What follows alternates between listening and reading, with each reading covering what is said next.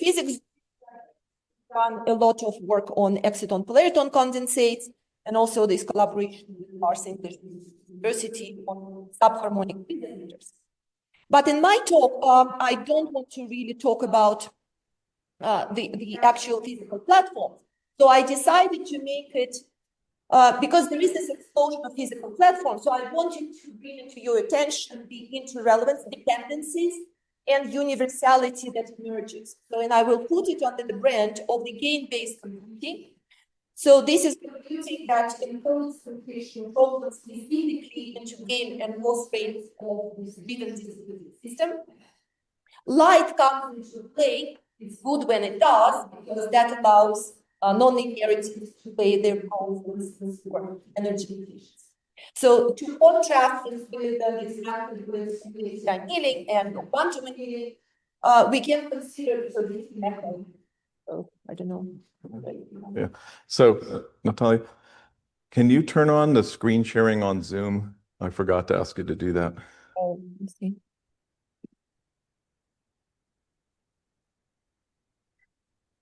Oh, where do I do that? Share. Sorry. Yeah, just share your slides. Yeah. Yeah, that's perfect. Okay. Sorry. Yeah. All right. So if let me pull it over here. So gain-based computing, we started populating the modes. So the modes grow and they modify the loss function at the same time, because the loss function depends on the occupancy of these modes. And then sooner or later, we have a situation when the modes go sufficiently high and then reach the minimum, hopefully the global minimum of the loss potential, and then the mode selection and adherence language takes place, and we see the result, let's say the light timing in that particular configuration. In simulated annealing, we don't change the landscape, but we allow the trajectory to jump from the local to global minima, escaping the local minima. And in quantum tunneling, we start at the ground state, and so the trajectory stays at the ground state while the landscape changes. So for the gain-based annealing, gain-based computing, there are many contributions, there are many effects that come into play that make it really something that is not just a gradient descent, but makes the system to explore the low energy part of the spectrum. So this, but at the core, this is still a dynamic system. We describe the time evolution of the physical system through the dynamic evolution. So we have at the moment, the solution is found, there is coherent synchronization, there is mode selection, light coupled with matter. It happens through the bifurcation, either Hopf bifurcation or pitchfork bifurcation, depending on the system. There is a process of symmetry breaking that leads to finding the solution. And very importantly, that these couplings are modified, the interactions are modified through this process, because the amplitudes are the part of the functional on which the function lives. Okay, so the plan of my presentation is that I start with the one particular model, the Stewart-Landau model, Stewart-Landau networks that minimize excited Newtonian. So this will be the basis for the first basis for my presentation, and then I will consider various extensions, how you can adapt this network to minimize Ising, A or Q clock Bot's model, the local Hamiltonians.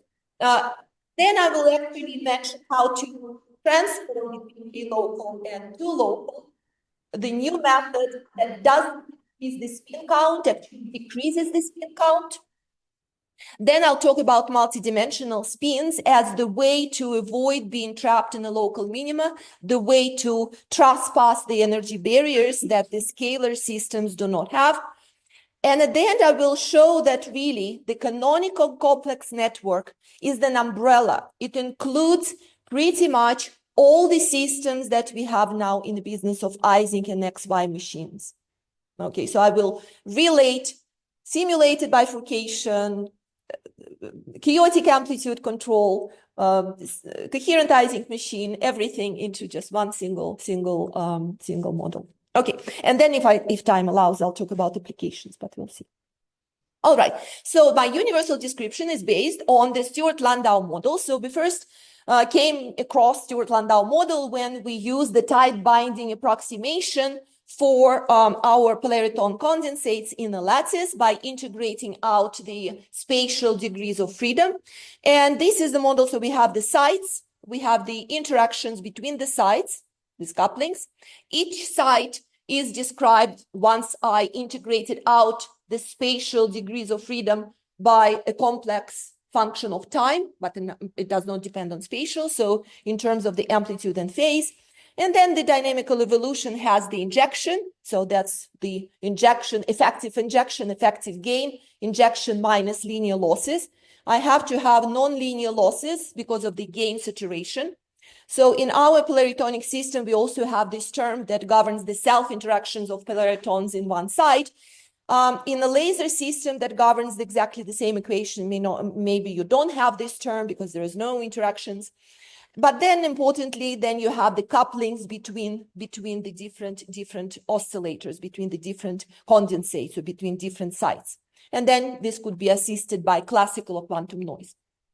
Okay, why the system minimizes the XY Hamiltonian and under what conditions? So if I substitute this expression, separate real and imaginary part, then for the fixed point, I will find the expression for the occupation numbers, for the densities, and then the equation on the phase will have this form that really resembles the Kuramoto oscillators that minimize XY Hamiltonian.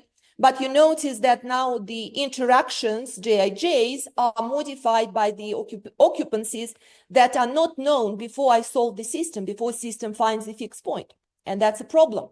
So to overcome this problem, we suggested to do injection feedback, namely now modify the gain for each element, for each oscillator independently from the rest of the system by bringing it all to the same occupancy. So in other words, if the occupancy is not reached for this site, I increase the gain. If it's already exceeded, I decrease the gain. Very simple feedback mechanism.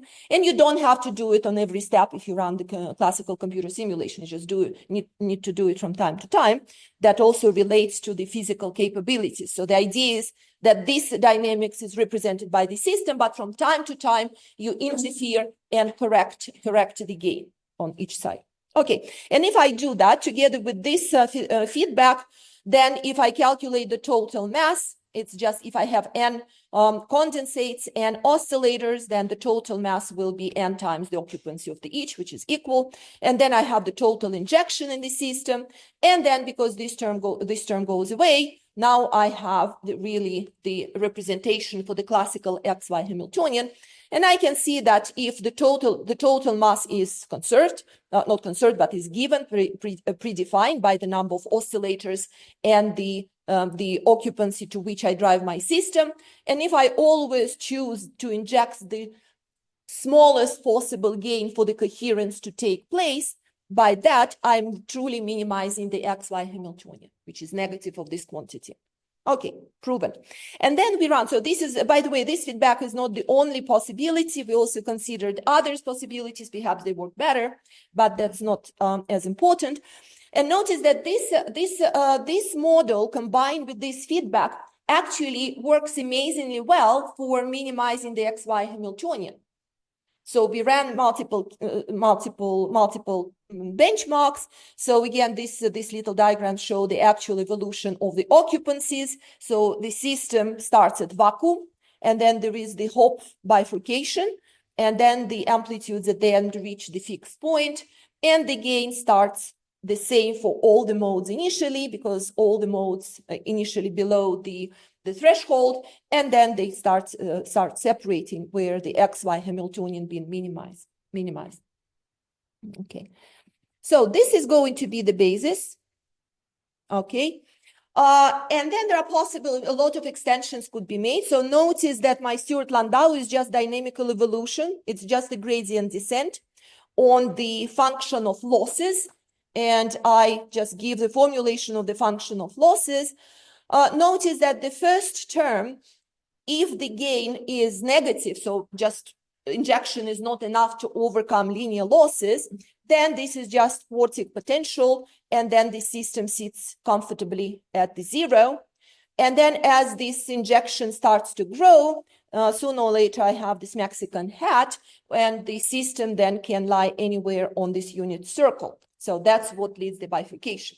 So when I do different changes to this potential, introducing different physics, I can minimize Ising by adding the second resonance term, or K-local Hamiltonian by having the multiple products of the function. So I'll go through some of them in a second. So now let me talk about extensions in a bit more detail. So again, my starting point is this gain-based optimizer that I described. So, but now I have this Hamiltonian, which comes as the variational derivative of the complex conjugate. And then I have this feedback. So we introduced in 2018. For the XY Hamiltonian, again, I just take H to be in the XY Hamiltonian complex form. Again, close to the fixed point, as I mentioned on the previous slide, this is just the Kuramoto oscillators. But before, it's really not the gradient descent because the amplitudes are changing. This problem has a lot of applications, and in particular phase retrieval. Nir and his collaborators actually have done beautiful work in using lasers to solve phase retrieval. And we recently have shown that in a different formulation of phase retrieval called code diffraction imaging, then this system actually, just when run on the classical computer, is superior to the state-of-the-art alternating projection methods that used in this kind of business when there is a noisy initial, when there is a noise in the system. So but imagine if you have the physical system that is capable to implement it at the fraction of the computer time. Okay, so to do the Ising, I need to take the XY Hamiltonian and add the second resonance term, which is annealed. So what happens here? So this function goes from 0 to the fixed value. So think of this as a penalty of projecting the phase onto 0 and pi, bringing about the Ising spin.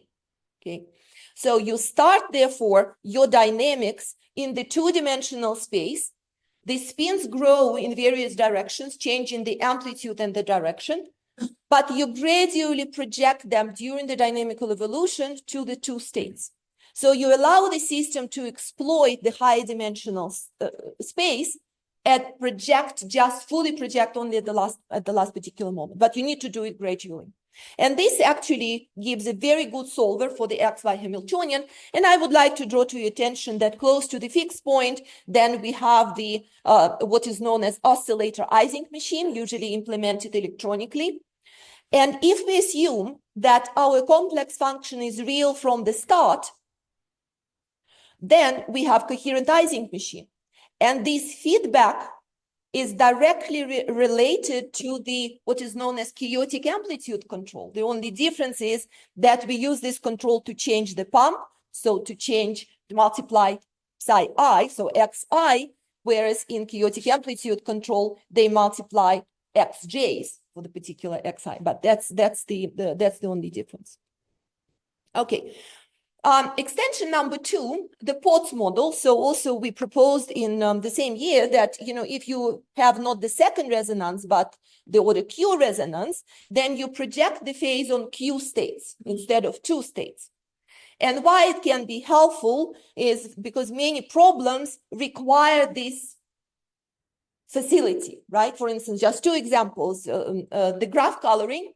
So you need to find the optimal arrangements for Q colors, using just Q colors, penalizing if the same color is joined by an edge. Okay, so how is it done? So this is for three-state coloring problem. Each site is represented by 3 Ising spins, and depending which spin in this order is up, tells you which color has to be chosen for the system. Okay, but instead, so that requires K times N, additional spins. So instead, we can use the phase as the degree of freedom. and simply use this as the discrete model, and then systems using just a single oscillator per each side, reducing the count. So that's one possibility. But also what you can do is to actually, because the feedback could be done electronically, then you can introduce this gadget function that actually is motivated by the modulus of the sum of all the harmonics. So that penalizes when the functions v and u are at the same state and the discretizing the function at the same time. And then for the coloring problem, you simply penalize if the two functions joined by the edge have the same phase. Or another example that I mentioned yesterday, I told you I love the n-queens problem. In n-queens problem, the usual overhead is n squared, where n is the number of queens. But instead, you can simply have one oscillator per row per queen, and then the phase will tell you the position for the queen to be in. And again, you penalize if the queens are in the same column, rows already guaranteed, and then you penalize for the two queens to be in the same diagonal, the right going diagonal or left going diagonal. And that's it. So instead of n squared, you have just n. Okay, so they could be, so we can have this optimal mapping by also playing with the phases of this Stewart-Landau oscillator, this gain-based optimizer. Finally, third extension, not finally, but the third extension is k-local Hamiltonians. We showed that for the polariton condensates to enter k-local Hamiltonian, you simply have to have large pump. And then this is the Hamiltonian that you start minimizing. And indeed, the problem of minimizing k-local Hamiltonians appear in many problems called PUBO, polynomial unconstrained binary optimization.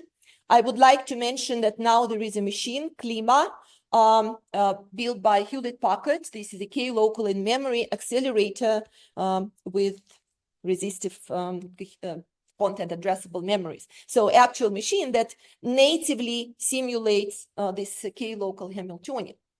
Because before this was done, we had to do quadratization, or you still need to do it if k-local capabilities are not a part of your machine. For instance, the quadratization consists of taking these k-local terms and replacing the product of two with additional variable and putting the constraint on this variable to be different from the product of these two spins. But as we know from the group of Helmut Katzgruber, that this is really a very bad idea because of many things. First, you explode the variable count. You have penalties that also keep multiplying, and actually the energy landscape becomes horrific. So there is the scaling that they really show that that's a very bad idea. It's what they could solve in under 100 seconds cannot be solved after quadratization in more than 500 seconds. So very bad idea. Okay, so first conclusion is that for efficiency, we need arbitrary coupling topology and natively k-local Hamiltonians. And you can ask me, do we really need to solve k-local Hamiltonians?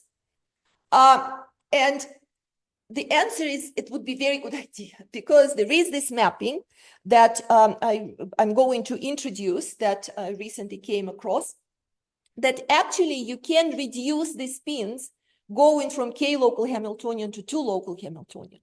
Actually, you can also reduce the spins going from two local Hamiltonian to k-local Hamiltonian while simplifying the energy landscape, or even going from 2 to 2. So sounds like a miracle. Yes, it's maybe, but there is this very simple idea that if you, let's suppose that you have an Ising Hamiltonian with a polynomial expression. So every, it doesn't matter, k-local mixing different k-local terms. So sum of monomials.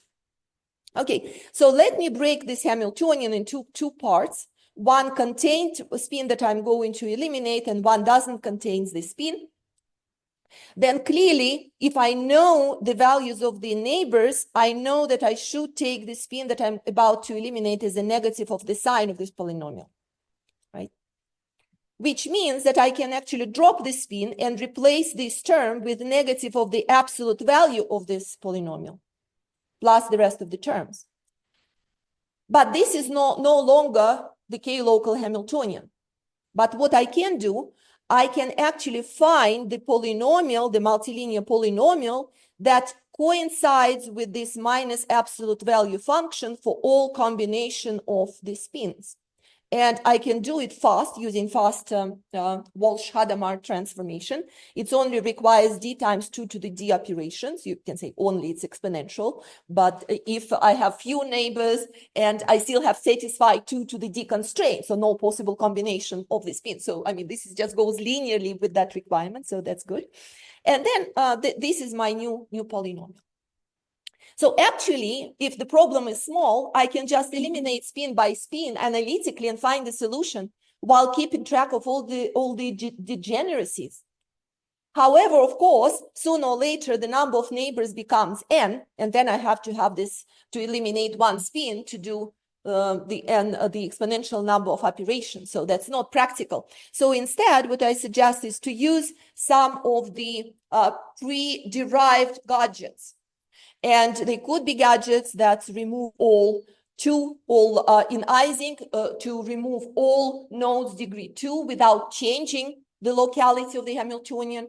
The same with 3. So for instance, with the 3, with the degree 3 nodes, I can remove this node and then just have the couplings between the neighbors. So this goes away. But also I can really reduce the k locality. For instance, in this configuration, I have 3 local couplings, and then I can remove this node, and then I have only binary coupling between these two, or with 4 and 3, I'm left with just k equals 3 couplings. Okay, and so there are many these little constructs that could be easily derived and implemented. And then I learned, when I already put in paper on arXiv, that this particular gadget has already been known in spin glass community. So they were doing this on a lattice in some cases. So that's good to know. Okay, anyway, so why it's helpful? Let's suppose, so one of the useful benchmarks that every new Ising machine exploits is the 3 regular max cut, right? Every Ising machine, everyone starts with 3 regular max cut. But usually these machines are small, right, in scale, just few spins. Our analog, Microsoft analog computer has 16 spins at the moment. Okay, so really, but this method, if you eliminate the degree 3, 2, and 1, you can reach a really much denser graph, but much smaller graph. And so this large scale simulation, we go to 10,000 spins, shows that on, so this line shows how many nodes have been eliminated. Okay, and so you eliminate about 40% nodes by going through that procedure, which implies that in your system, you can put the problems that are at least 50% larger than the number of spins you have in your system. Okay, so just on this simple example. And then in this paper, I showed other applications, in particular for the energy-based machine learning, for the Hopfield dense associative memories, and etc. So, and factorization, but I'm not going to talk about it. The next extension that I would like to talk about is using multi-spin. So I already mentioned that actually going to a high dimension and then project gradually actually allows the system to exploit, to be in multidimensional space, to overcome the barriers and then find a better solution. So this idea has also been differently implemented in Claudio Conti's group, when they used 3 scalars or 2 scalars or 4 scalars to represent a single spin, and they called it hyperspin machine. Recently, they had very nice proposal of polarization Ising machine, how to use polarization to take the spins in higher dimension. But what we realized that actually reducing, like fixing the axis on which you project the spin is not optimal. So what we now introduced as this vector Ising spin annealer, when you use 3 scalars to represent each spin, so similar to what Claudio does, 3 or 4 or 5, doesn't matter. But then you allow the system to look in this multidimensional space and then choose at the end the axis on which they're going to project. So this axis is not fixed to the start, and this dramatically improves the success probability. And you can view it as like a representation on the block sphere, that you have the trajectory that nucleates from the origin and then goes into this the block sphere until it finds the optimal solution, and all this being line down. You can associate it with actually z-axis, but I mean, it just chooses whatever axis it wants to project upon. So that works very well. And you can ask which dimension is the most favorable. The answer is 3. So, and that compares the success probability for very hard instances. If you have one-dimensional, the success probability is very low. That's when you go to 2 dimensions. When you go to dimension 3, success probability grows. And then with 4, 5, 6, and there is no improvement. So 3 is like this soft spot. Okay. And now we work on actually putting all these, I mentioned different ways to do multi-dimensionality of the spins. So now we're putting it together into a single framework, because all these different models can be written as a single Hamiltonian. And then depending if you go from XY to Ising, you replace penalty with a projection on the fixed axis. If you go to the hyperspins of Claudio Conti, you replace the matrix with the diagonal where you anneal the terms, diagonal terms. And if you go to our vector spin annealer, you use this penalty on vectors known to be collinear at the end of the simulation, at the end of the process. And of course, this could be generalized further in multi-dimensions. Okay, and also specifically for the XY, of course, you can extend this game and now introduce 2 complex parameters to represent 1. And again, we show that that gives a much better success probability for the XY system. So what you can, for instance, I mean, if you focus, so this is a particular graph that can have the domain walls. So it's like a set of the triangles, very frustrated. And then this is what is done with these 2 vectors, and this is the usual XY. And you can see that if you here you don't have the red line, you don't have the ground state, blue line, you do find the ground state starting with identical initial conditions, and using everything else is identical. And you can see that if I specify what the XY Hamiltonian expression is, I can actually go up in energy when I have this vector representation and find the ground state much more easily. Okay. But what about other systems? What about simulated bifurcation? What about the the second order differential equations? Actually, it goes back to the work by Hopperstad and Izhikevich on weakly coupled neural networks, when they consider the system, this coupled system of the first order differential equations.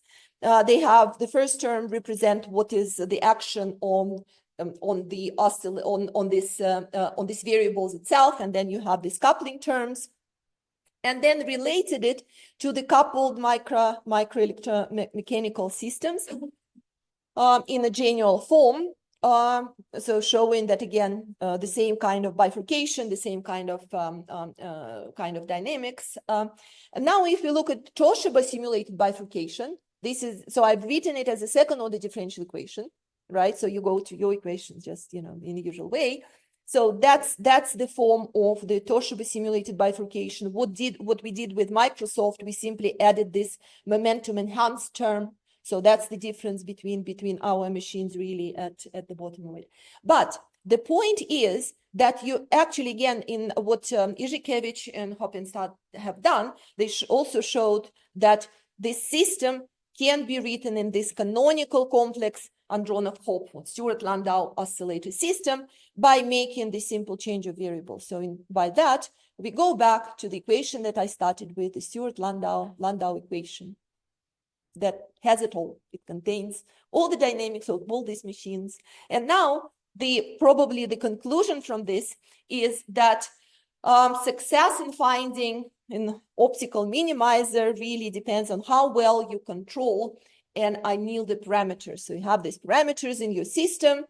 They could be complex parameters, the structure of the couplings, Ising, XY, K local, projections on the spins, they all contained in this coupling term, and the rest of the dynamics could be annealed and guided towards the global minimum through varying these parameters. Okay, but the principle, the underlying principle, is the same. You have Hopf bifurcation that from vacuum brings you to solution of your system, but because the amplitude is small, so you have this symmetry breaking mechanism going on. You have the annealing that, unlike other simulated annealing or quantum annealing, is not predetermined. It's really modified the energy landscape in the way that is favorable for finding the true solution, and that's all works. That's why it works so well. Okay, in the remaining 5 minutes or 7 minutes, let me give you just one application. We were very excited about this application. That's 3 minutes. I just one slide. Let me just, maybe the advertisement. So it's just so the phase retrieval. So I mean, one of the basic problems that can be solved by the XY machine, by XY minimizer machine, we always were saying that this is phase retrieval. And we also thought, okay, it's phase retrieval because the formulation of the problem is easy, given the observation B and matrix that represent the optical propagation of this of our optical system. We need to find the complex vector such that the modulus of the product of this complex valued matrix onto X gives us the observation B. But when we really started trying to apply this method to this problem, there were a lot of tiny little details. Now, first of all, the solution to the problem is not unique. Okay, so you need additional constraint to make the problem meaningful. One possibility is to make it sufficiently sparse or to provide the support, provide the precise position of the elements that take zero values. And in lasers that was so beautifully implemented in Near-Davidson group, showing the value of the lasers for actually natively solving this problem. But later on in 2015, not later on, but Emmanuel Candes and collaborators came up with this scheme called coded diffractive pattern, where you have your sample, you pass the light source, and then you multiplied it by L, and then on each L you put its own phase mask. So you oversample the system dramatically to such an extent, and they've given the precise estimates of what it should be, when the solution becomes unique. And then you can formulate really through the Penrose-Moore matrices that just formulate this minimization problem as XY minimization, just keeping track of the matrix. Matrix A is to the inverse, and the observation, lining it up, just stacking together all these observations for the L phase masks. Okay, and what came as a surprise, so we compared it with the state of the art. The state of the art, usually in this area, they use alternating projection methods. And there are many algorithms starting with Gertzberg, Saxton, but then there were a lot of improvements. And now the state of the art is so-called relaxed reflect algorithm that actually performs extremely well. And if you calculate this different errors, how it deviates from the true image, or how it deviates from when you substitute into this linear equation and take the modulus, and both methods perform similarly well. But when we used a complex field, then actually our method, again, just taken on the classical computer, we just compare time to solution, we perform better in recovering the phases. So in this case, for the vortex ring, for the point vortex, or for the random complex field, when the noise in the system is off, it's not a perfect system, or it's not too noisy system. So if there is no noise, both methods perform equally well. If there is a lot of noise, both methods perform equally bad. But in between, actually, our method is capable of finding a better solution. Okay, so there are other problems that we considered. So, but the time is up. So let me just acknowledge my group. So you heard the work of Kirill Kalinin, Nikita Stroyev, James Cummins, and Richard Wong. So, and I would like to acknowledge the funding from Microsoft, Julian Schwinder Foundation, Cambridge Trust, Horizon Pathfinder, Weizmann UK Make Connection, and we recently became the part of UK Multidisciplinary Center for Neuromorphic Computing. Thank you. Thank you.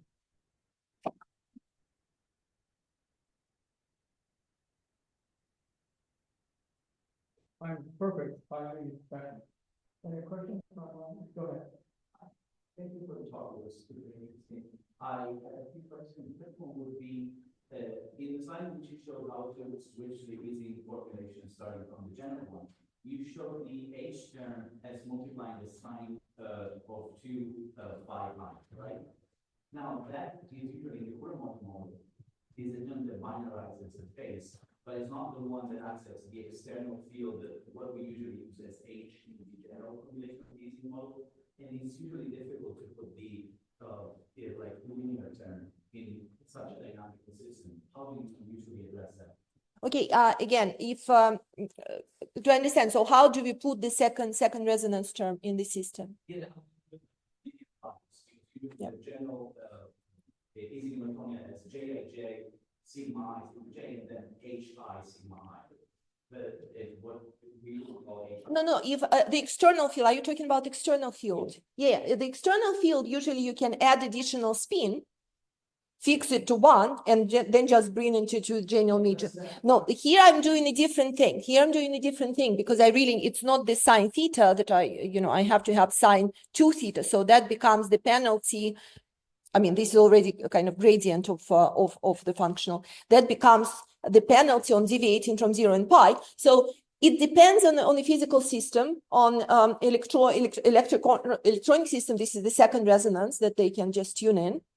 In polariton system, this term corresponds to incoherent pump that we usually have. It could be incoherent, right? So, okay, the polaritons are quasi-particles that exist in semiconductor microcavity, and you pump at high power. And then as the system relaxes, there are many, so laser has the phase, right? Mm-hmm. But when the system relaxes, there are many events happening, phonon emission, recombination. So by the time you have all the scattering and the system condenses, all the information about the phase of the laser is being lost. But at the same time, you can combine it with a resonant pump, and it has been done in experimental groups of Pavlos Sabidis and Hamid Ohadi, when in addition, they use the resonant pump on the same, so you pump non-resonantly, but resonantly with a specified phase. You also can, if you pump with half the frequency, then you provide the second resonance. So it's really boils, so it boils down to what system and what tools you have in your disposal.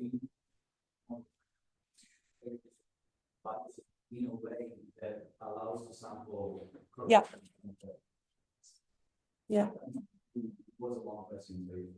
No, it depends. So the answer is it depends. In some, it's easier to achieve than in others. But again, it boils down to what I'm saying. Each system has its pluses and minuses, advantages and disadvantages. But once we know what we need to be aiming at, right, you start thinking, what would be the best tool or best system to actually have this being implemented. So that's.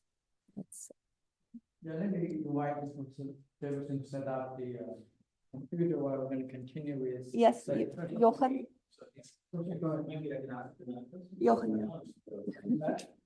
Thank you, Natalia. Very interesting. Go ahead. I'm afraid of film. No, don't. Is